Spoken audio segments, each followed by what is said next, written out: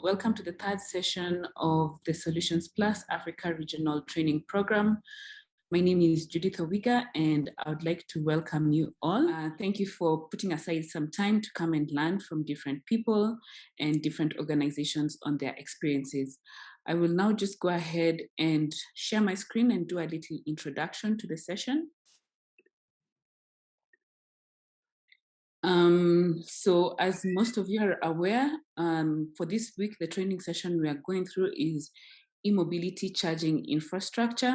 And this is part of the session of Africa regional trainings that we are carrying out in this year. We will have other trainings in October. On October, we are also having some city-specific trainings, mainly targeting Dar es Salaam, Delhi, and Nairobi. So yes, this is part of a series of trainings that we are having this year. So a little bit about the Solutions Plus project for those of you who may be new here.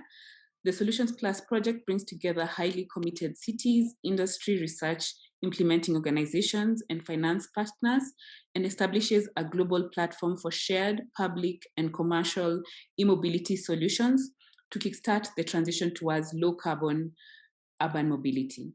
So the project encompasses city-level demonstrations to test different types of innovative integrated e-mobility solutions. So a couple of you are participating in these city-level demonstrations at different levels. And later in the program, you will be introduced to at least 2 startups that are working on such demonstrations.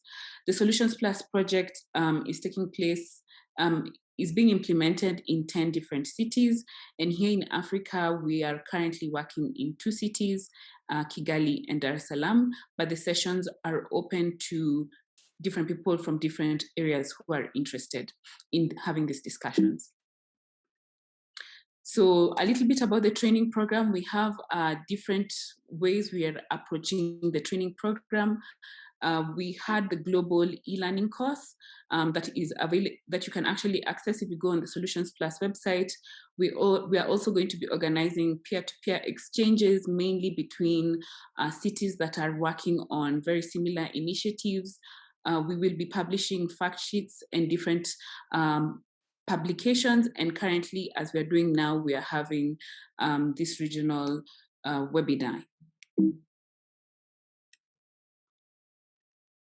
And now for today's session, where we will be working on financing, public procurement, and business models.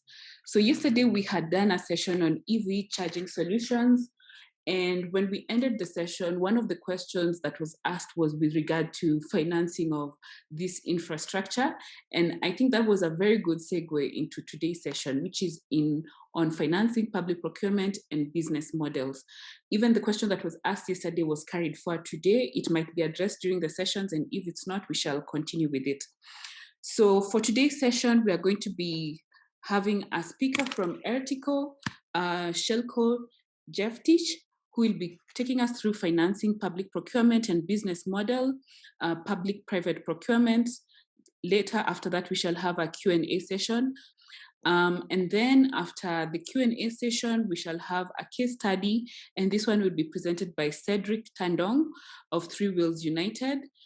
He will talk to us about the different pilots that they are carrying out and their experience with financing and procurement and business models. After the session, we shall have the moderated Q&A session. As the speakers are speaking, you can go ahead and type your question in the question box. After that, we shall have a panel discussion, and this will be from 2 startups that we are working with who are, in the demonstration actions. So for those 2 startups, we have AutoTrack, who will be doing demonstration action in Dar es Salaam, and we shall have Gura Ride, who are doing a demonstration action in Kigali. And now I would like to introduce the next speaker, Shelko Jeftich. I will now hand over to you to take us through the next session. Good morning from Brussels to everybody. My name is Shelko Jeftich. I am Deputy Director of Innovation and Deployment team at ERTICO in Brussels. We are an European organization, and I have a pleasure to speak with you today, considering the public-private procurement, especially, because we as ERTICO are a public-private partnership. And we have approximately 120 members. We have members from the cities. We have members from the ministries of transport. So in total, we have around 40 public authorities in our network. The remaining 80 members are from the research academia, from startups, but also big companies such as Volvo or Siemens and many others. So working with both public and private sides, we are at the center of public-private procurement and in trying to bring more innovation to basically real-life use. So today I'm going to be talking a little bit more about this collaboration between procurement of innovation, not so much R&D, because there's a difference. So procurement of innovations, I'm going to be talking about different procurement approaches. What are some of the challenges and some of tips and recommendations. And throughout my presentation, I'm also going to give a couple of examples of how cities in Europe are procuring some of the solutions. What is also very important to highlight is that this complements very nicely the presentations that are following after this one, because this is a little bit more, if I can call it, theoretical approach that is still very important when setting out the work, especially for public authorities, while the other presenters are going to be speaking more about how do we approach and support the private side of the equation. So if you look at the procurement of innovation, the procurement can be done at different steps, and everything from pre-commercial procurement to procurement of innovation, of innovative solutions. And I'm going to be speaking about this last step. A lot of pre-commercial procurement in Europe and by European cities is actually done through European Commission projects. For example, Solution Plus is a very good example, but there are many, many others that are supporting cities on electromobility, but also on many other topics as well: urban logistics, self-driving vehicles, etc., etc., mobility as a service, etc., etc. So we are focusing on the really, how can cities procure solutions that are already technologically reasonably mature, I would say, that they are existing, and how can we kind of scale them up further than where they are today. Now, the first thing that all of the cities, when they are talking about any kind of procurement, have to be aware of is the two big aspects. On one side, of course, we all have mobility-related challenges. What is happening? What are the latest trends? What is happening in my city? What are my city policies, and how do those relate to the implemented solutions? On the other side, since many of these innovative solutions are not well established and they have not been on the market for 10 or 15 years, as an example, there is also some kind of sometimes lack of standardization that needs to be taken care of. And of course, if you're a European city, which you are not, but it's good just to put that in perspective, very often we have EU or national regulations and policy frameworks that need to be complied with. So you have kind of these two constraints as a European city of you have to see what is happening on the market, and also you have to follow the existing regulations. So procurement of innovation in EU is not the same as procurement of R&D, as mentioned. If the R&D results are shared between the procurement authorities and the industry itself, and if R&D services are co-financed by private suppliers. So those are two very important elements of this. So this is a little bit more intro to the EU city and their procurement practices. The rest is going to be presentation of more general nature that is relevant for all of the cities. So when speaking with cities and also ministries of transport and national road authorities, we see that there are three main challenges for all of them, basically, that they see when procuring new innovative solutions in the transport field. And this is not only electromobility, this is generally. So the first aspect is that there's too much focus on specific elements of innovation, for example, on energy efficiency of vehicles, but people are not looking at the overall transport benefit or overall energy efficiency of the entire system.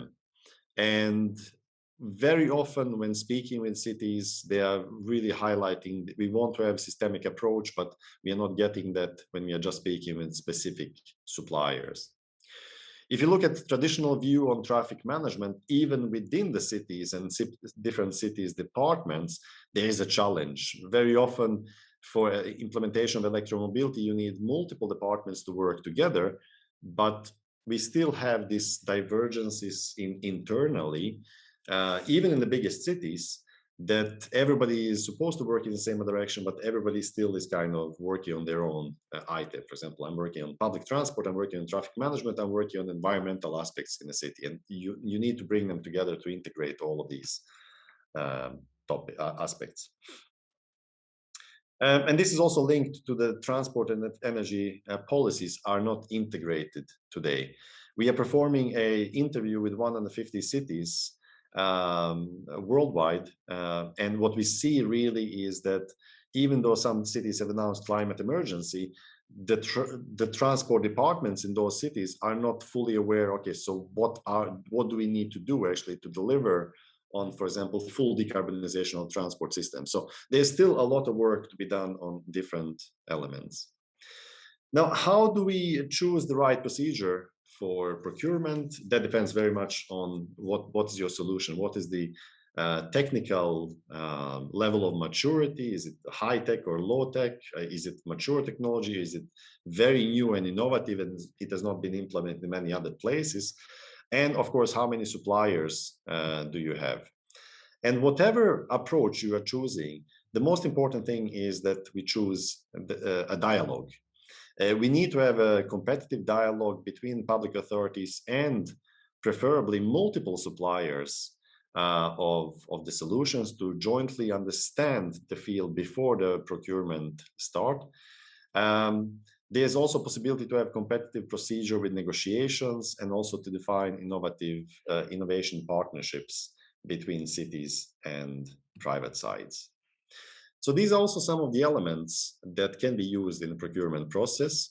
Everything from market consultation to specifications to setting up the living labs or test labs, and also having a joint cross-border procurement. And what I'm presenting to you today in these 15 minutes is really a short summary of all of the material and all of the guidelines that we have developed through the SPICE project with cities.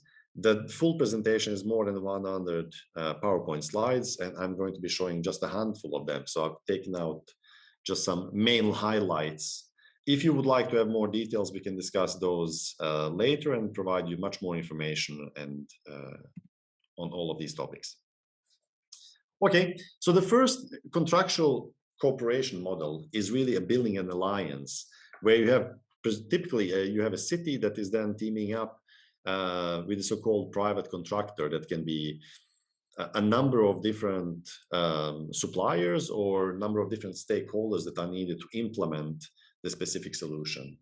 And here you also have the equal sharing of risks, which means also the costs, and you can also impact much more on the cost reduction. You also have to have unanimous decision-making, which sometimes is also making it a little bit of a challenge. But overall, it's quite efficient approach, as we have seen from different implementations, to go for implementing innovation.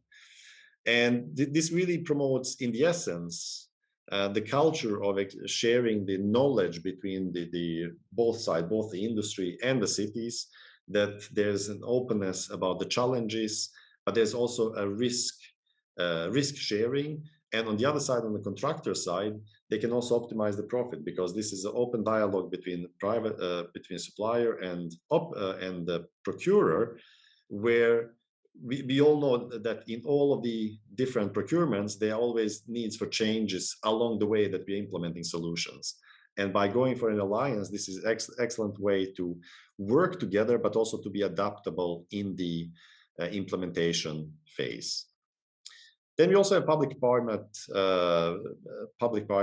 partnerships, where we are looking at more keen turnkey contracting, basically, where we have, again, common design and construction and operating services and maintenance for a fixed period. And this is typically used for construction projects, which is also why I wanted to highlight it here, because when implementing electromobility, especially infrastructure charging, is the key to the implementation of electrical vehicles themselves. So this is why we need to have both sides, and public-private partnerships could be a good way to implement that.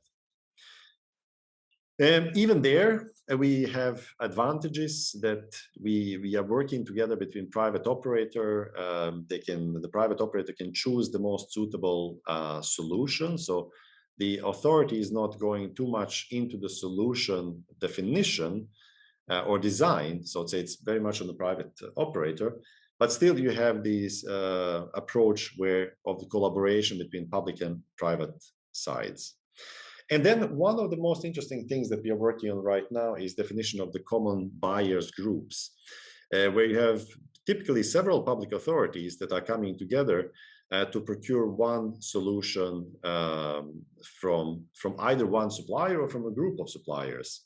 And if you're procuring from one supplier, you also have the benefit of increasing the volumes in the procurement. So instead of, for example, 10 or 100 charging spot, how do we call them? Charging spots, you can actually procure 10 times more of these if you're teaming up with other cities. The benefit of this is really that you can learn between the cities, how can you do this? What are the biggest challenges? If this is typically a new innovation that you want to implement, you will not have all the information yourself, but you will also rely on knowledge and experiences from others. So you can share the knowledge. You can also, of course, achieve better economies of scale, as I just mentioned. You can adopt a common approach, and searching for the partners as well. Typically smaller innovative companies, it is absolutely beneficial. I can just highlight one of the examples that we are doing here. We are working, for example, with the city of Helsinki and 5 other cities in different regions to jointly procure road maintenance vehicles. And what road maintenance vehicles is everything from the electric street cleaning sweepers to other equipment. And even some of them are starting to discuss electric and autonomous lawnmowers, basically, because typically authorities are responsible not only for transport, but also maintenance of the parks, etc. So what started with only one product is now expanding actually to more products, where they're looking for best solutions and are trying to get really economies of scale by purchasing together.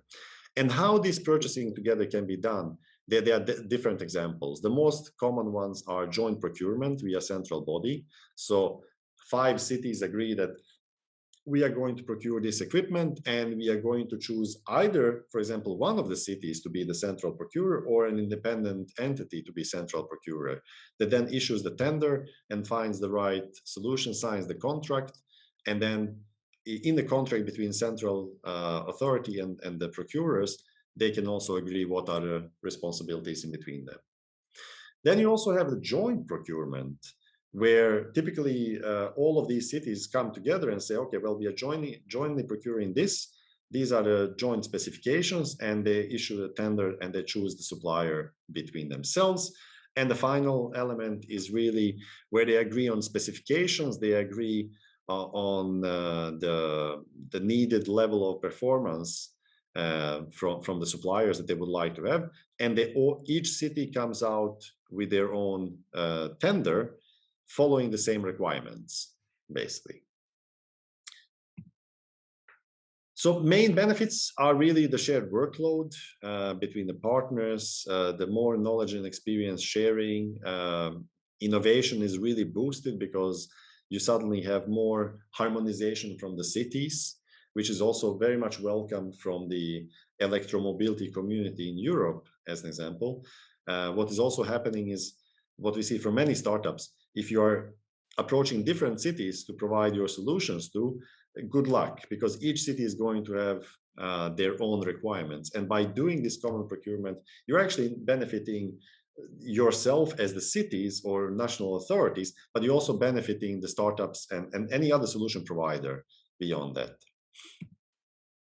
So those are the 15 minutes of fame that I have today to tell you a little bit about this work that we have been doing with the European cities and the SPICE project. There's much more guidelines for public authorities on how to do this. There's more training videos that we have also developed.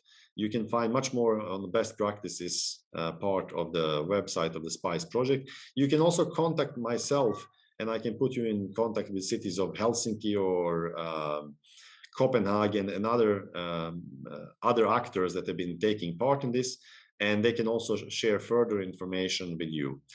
But the most important is be open, team up with other providers. It is going to be more efficient. You're going to provide, you are going to procure much better solutions, and it is going to be more cost efficient for you as the city as well. So thank you very much for this time. I look forward to any questions that you might have. Thank you very much, Shelko, for taking us through that session. We'll just do a minor edit to the program. Instead of going into the Q&A, we'll just go straight into Cedric's session, where now he will give us a practical case study of how they have gone about financing and procurement and how they have supported other entrepreneurs in doing that. So Cedric, I will hand over to you. I also just want to remind the participants that should you have a question, go ahead and put it in the chat, and then we shall have a Q&A after Cedric's, a combined Q&A after Cedric's session. Welcome, Cedric. Thank you very much, Judith. Can you hear me? Am I audible? Yes, we can hear you. All right, fantastic. Good morning, everyone, and depending from where people are at.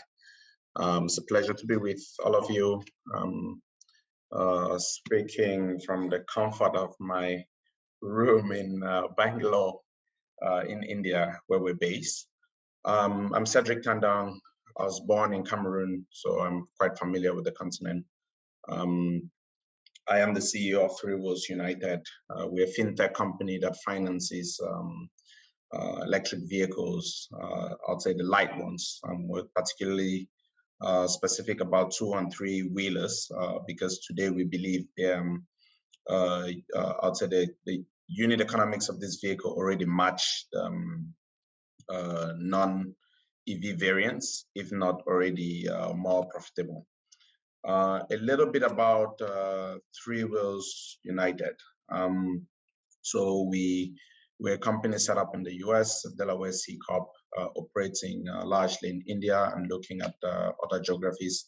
We built a platform that uses finance partnerships and community of drivers to enable, facilitate and enable the deployment of light EVs on road in the most efficient ways. Today, I'm going to talk how we do that. But first, let me just go through what Three Wheels United has done to this day. Like I mentioned, we're a specialized financing company. Technology is at core of what we do, and I would explain how we use that. At core, we believe that we shouldn't do everything. There are people who develop vehicles, there are people who build charging points, there are drivers to drive them. Our job is to bring these people together in a way that makes sense and facilitates the deployment and operations of these vehicles in the most economical way. As of today, Three Wheels United exists in 7 cities across India. We financed and facilitated about close to 4,000 vehicles over a period of 5 years. We've stress tested the technology that we've built. We have other people who are using it today. And we do this through a community building approach. So we started as an, I would say, typical NGO type organization, working closely with drivers and understanding what their needs were, translating these needs to what in creating a vehicle for the people who the companies are creating vehicles, and also translating these needs in the type of financing that we do. And because of the approach that we have throughout the history of the company maintained a default rate of less than 1%. And again, that is all owed to the different strategic partnerships that we have, as well owed to the team that we have that is running behind this. But I'd also say a large part is the type of investors we've chosen as part of our journey to support Three Wheels United. When we talk about light vehicles, I wouldn't go too much around the characteristics. I can share that later. But we're really talking about your passenger three-wheeler, two-wheelers, whether it's passenger doing delivery, as well as light cargo vehicles. There are quite a few of the manufacturers. I think today, largely the manufacturers of these vehicles exist in India and China, and with a whole range of specs. What we stay focused on is our core is the driver. So for the particular application, we need to figure out how much range the vehicle can do. We need to figure out, say, the battery charge time, etc., and how long would be the life of that vehicle. And the end goal is to make it as profitable as possible for that driver, so that he can then pay us and everybody in the chain gets paid. I'll touch a bit about the problems that these vehicles see, and I think these are across the whole world. So electric vehicles are not new to us, but then the concept is regaining momentum. So we have products which have not been on road for too long, and that doesn't give confidence to anybody.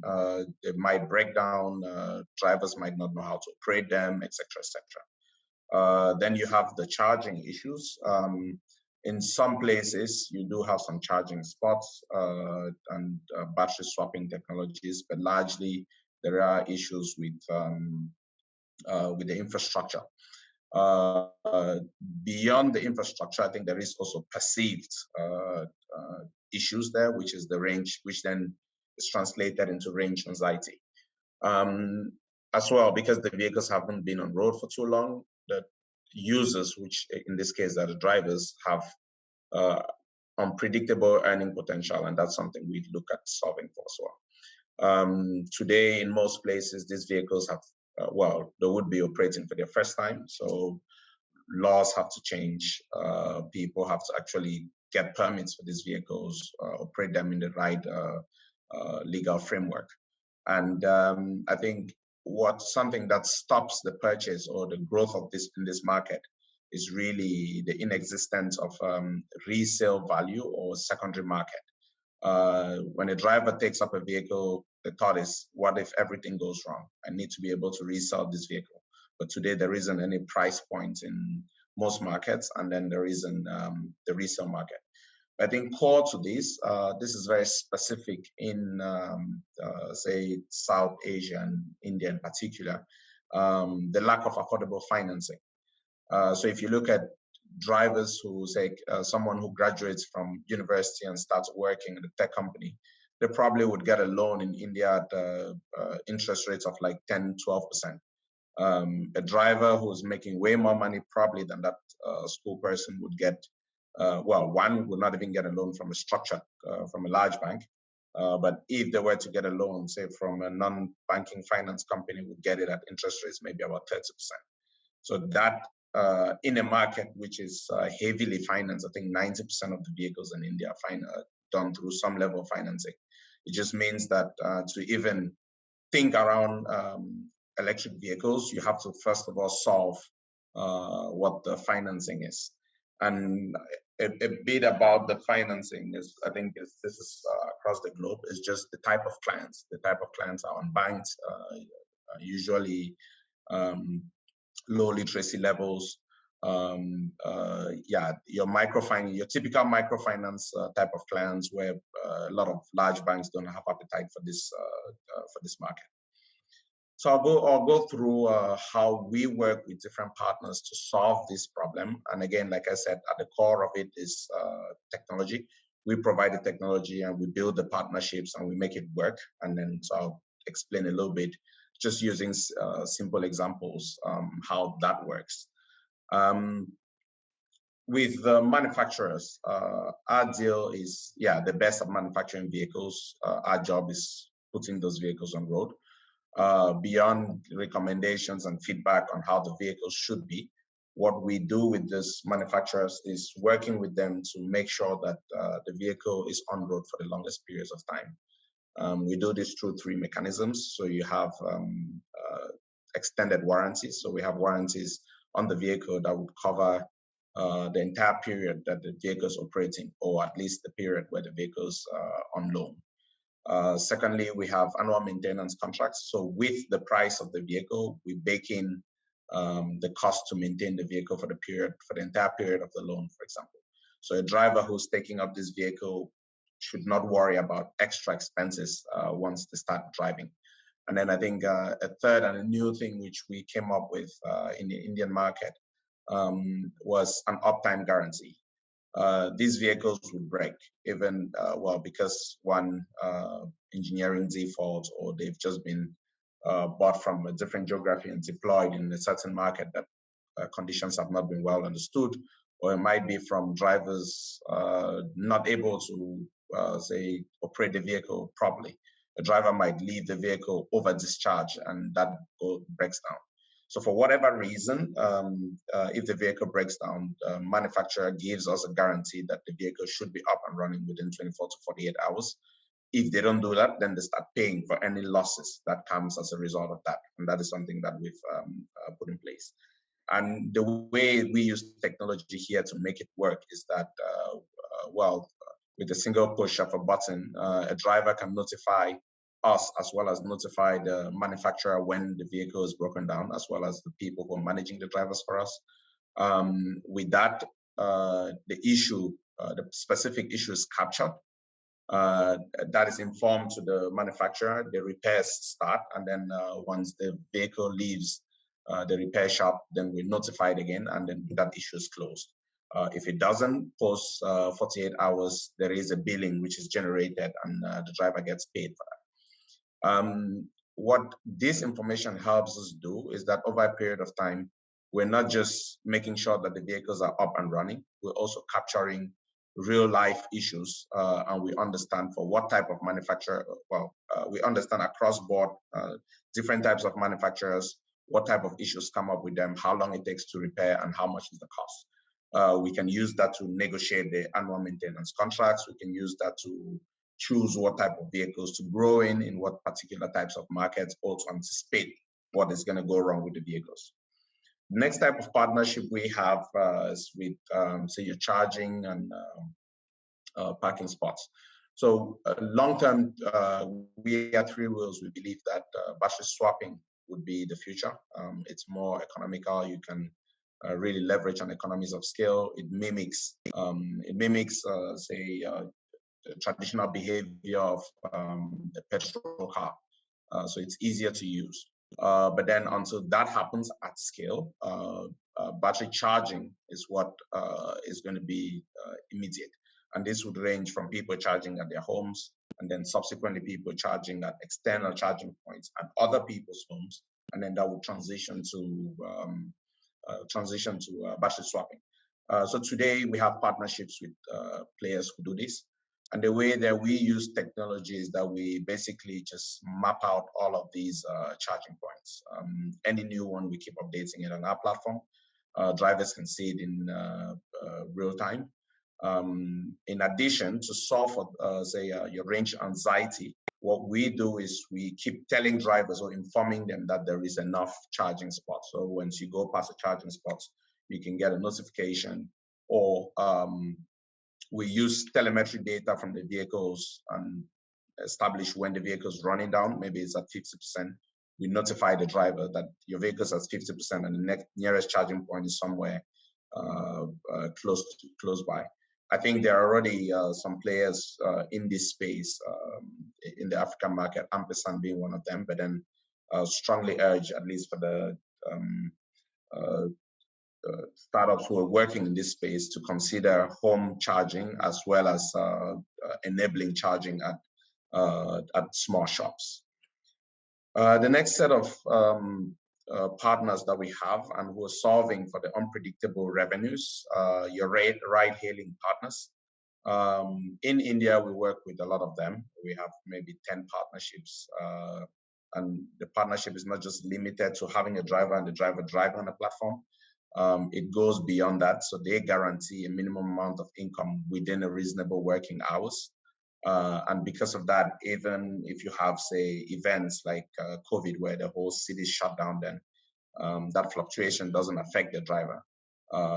Payments continue because then there is a guaranteed source of income.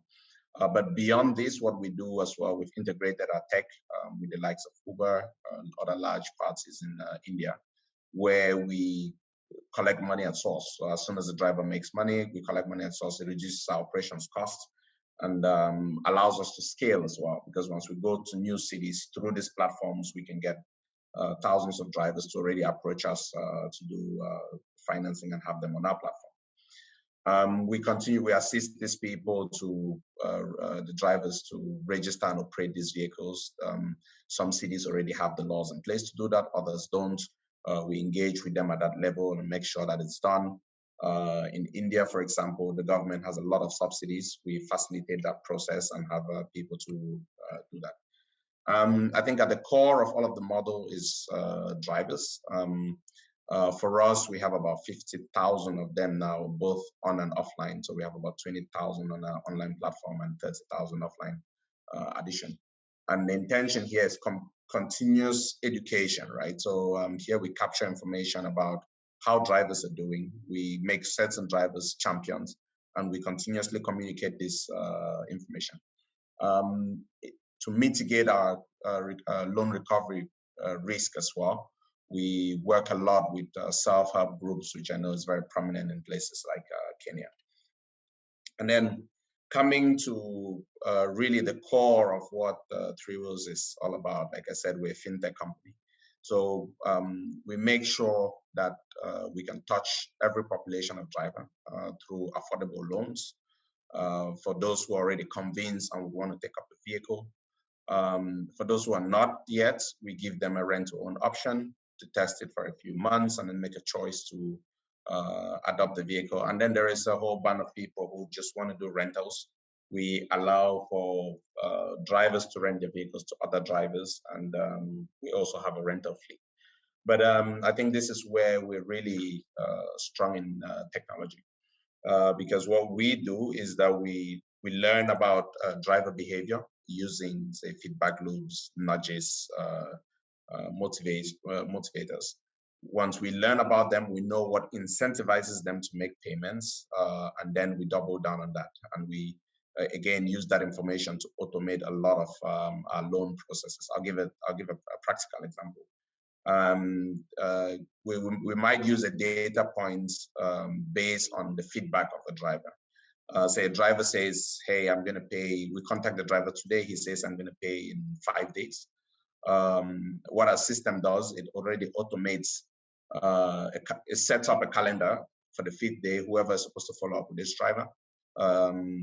On day 5 minus 1, it triggers an SMS to the driver reminding them about the payments. And then once on the 5th day, once our loan agent reaches out to them, we basically capture a feedback then. Is he making a payment? If he's not, why is he not making a payment? How much does the relationship manager believes that he's saying, he means whatever he's saying? And then we measure that against what actually happens. So if he says, I'm going to repay again in 2 days, we actually check if he repays in 2 days. What happens over a period of time and over a large volume of data is that you start getting a true sense of what a driver can, what a driver says. We do also things like we capture the history of the conversations that have happened in certain cases. You would see that by talking to the driver, he won't make a payment, but then if we talk to the wife, he will make a payment. So we capture that sort of a behavior, and that is how we implement going forward. We've created, I'd say, or mimic payments into social games like cricket, which is quite famous in India. And drivers are making payments and seeing scores, and then we can put them in groups and make them earn certain points or earn gifts, etc., etc. So through all of this, what happens is a loan manager, for example, who typically manage maybe 30 clients, today is managing maybe 150 because they only, a system sorts out with analytics only the drivers that really need our focus. We can already tell that 80% of our drivers don't need it. Maybe another 10% of our drivers need notifications through SMS and automated voice calls. And then the rest of them really need our intervention. And that's where we play. So in essence, I think Three Wheels' strength comes from the multi-products. The fact that we can move vehicles from rent to rent to own to loans and then back again. The strong tech that we have, so both our driver app, our loan agent app, as well as our back end. The community approach that we have, the drivers that we've put in different groups and which other people can implement, as well as the strategic partnerships that we've created. But at the core of this, I say Three Wheels is a fintech company and a tech company because what we really do is all of these data points gives us a real-time sense of what is happening with our clients, what is happening with our vehicles, and we can make decisions in almost real time on what to do when something is going wrong. But beyond that, we can also make decisions around how do we scale, what assets we scale, what type of drivers we scale, what type of markets we scale in, and with what partners we scale. And that is really the true value of what we've created there. So like I talked about, I'll talk specifically in our case, India lends to this type of drivers about 30% and above. We're doing about 22% reducing balance with, and we give them loans that will cover the full asset cost, no collateral required. We also finance fleet ownerships. And when here, I really want to touch about the different business models and what you can do. So in our case, we're doing all of these three. So we're lending, we're financing fleet owners or managing a fleet, and then we also have vehicles that we rent. But I think the back end of this is really finance structuring. A lot of times you'd see entities financing all of these fleets with equity, which to me doesn't make sense. And that is why the type of investors you bring on board, both on the equity front and debt front, should align with what you want to do as a business. Because yeah, the intention should always be we bring in a minimal amount of equity, leverage it as much as possible within the leveraging framework, and then provide debt to drivers. I talked about our tech, so we have our driver interface, which we've made it really customer centric, so easy to use by drivers. It connects these drivers to the likes of Uber, the charging points. But through this, we also collect a lot of behavior data, which I just explained to you how we use that. Our loan agent app, we use it to automate workflow. So someone who's managing a driver knows how many vehicles have an issue, how many drivers have not paid. They can reach out to them. They have a history of what has happened. But yeah, we also use a lot of the data we get, we use it in making decisions. So we choose what driver to chase, what driver not to. We choose who's a good driver, who's a better driver. We choose drivers we need to sell them other products, etc. At the back end, we have a lot of data analytics, a little bit of AI and ML, where we pull data not just from, we understand driver behavior, we understand vehicle behavior, and we can club the two, and we have a bird's eye view of really what's happening. So we can look at it from a financial perspective, how our portfolio is performing at each level. We can drill down to how each individual driver is performing and what are the strengths and weaknesses of those drivers. Similarly, we can do that for each vehicle. We can look at a cluster of vehicles, where they're at, if they're moving, what is the average speed or kilometers they're covering per day. But we can drill that down to exactly what a particular vehicle on the ground is doing at that point, how much we can limit the speed, do a whole bunch of stuff with those vehicles. I talked about community, which is really, I think is really important. The drivers are the core of this model, right? We are a driver organization. How we reach out to those drivers matter. I think we started with self-help groups and created that ground up. We have a strong network around it today, but then COVID taught us that we had to move everything online, not completely, but at least most of it. So we continuously give them training, engage with them, partly on and offline, but then we've also completely started moving them online and replicating a lot of the strong points, like say SIGs where drivers are saving. We create groups on our platform as well and allow them to do those things offline, but using the platform to help to assist them do that. Partnerships, the type of partnerships we have aggregators, we have manufacturers, we have financiers. I'll touch a little bit on these types of partnerships, but just to explain how they can be used. So the aggregators, of course, I talked about 3 things. So they can guarantee income and reduce the risk on your fleet. They can reduce your operations costs by enabling API integrations and making you collect at source. But they're also good partners, good type of partners for growth. A lot of these people already exist in a large number of cities. With one partnership, you can start scaling in those cities if you're in a scale-up stage. With the manufacturers, I talked a lot more around the vehicle and how they play a role in that. But what we've also seen is that your manufacturers can become your financiers. They have an intention to deploy X number of vehicles on road. They can either finance debt or finance equity in your companies. We already have some of this in play today. And then you have financiers. So even though we're a finance house, we still co-lend with other partners. We get loans from people who have, say, a mandate to deploy cheap capital. But yeah, we also have a lot of, we're working with a few DFIs where we're not just limiting it to finance, but also to financial products. It could be guaranteeing your portfolio performance. It could be standing as a guarantor towards another lender, etc., etc. So these are all of different things that we can go through if there are questions. This last page just demonstrates for a few years that we've done this. We have strong partnerships, but also recognition across the world for all of the things we've done. Well, I'll end here. Thank you all. I look forward to your questions.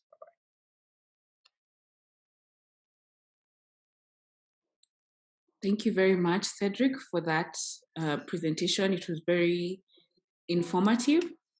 And right now, we shall go into an interactive session where we shall have different question and answers from the chat, and this will be posed by Edmund and Emily. So I will hand over to them. Thanks a lot, Judith. And thanks a lot, Shelko and Cedric, for these 2 very interesting presentations with a wealth of information. I will start with a question to Shelko. The question comes from Françoise Siricana from the city of Kigali. And the question is, in Rwanda, in most PPP schemes, so public-private partnerships, the government provides land and fiscal incentives. The private party designs, finances, builds, and maintains the infrastructure and provides services. When it comes to EV charging infrastructure, it seems that private operators are reluctant to partner with governments in such a PPP scheme. Is there anything the government can do to accelerate PPP schemes in EV charging infrastructure? And what are the strategies adopted elsewhere? Yeah, I think this is a very good question, and I think we can also see very, very big differences also in Europe, in different cities, in different regions, how much this is taken up. I do not have any concrete recommendations right now, because it is so different from city to city. We do see successful implementations in a number of cities, because most of the people believe in the benefit of PPPs, at least here in Europe. What are the challenges and that the private operators don't want to collaborate is another thing. I think maybe a difference also between Europe and other regions, maybe the developing countries, is really that there is a broad agreement and broad push and broad policy alignment on the decarbonization action. So we have European Green Deal, we have Fit for 55. We need to, as a society, reduce our CO2 emissions by 55% up to 2030, which is a huge challenge. And right now, for example, you have a lot of cities that are really willing to lead this, and they're also providing, of course, incentives to all of the stakeholders that are willing to work with them. So I've not seen many situations where actually the industry has said, well, we are a little bit careful, we don't want to work with governments, because that typically means that there's finances provided by governments, at least in Europe. Thanks a lot, Željko. Over to you, Edmund, for the next question. Great. Thanks a lot, Željko, for answering. And the next question is a little bit similar, but I think I would rather take the second one.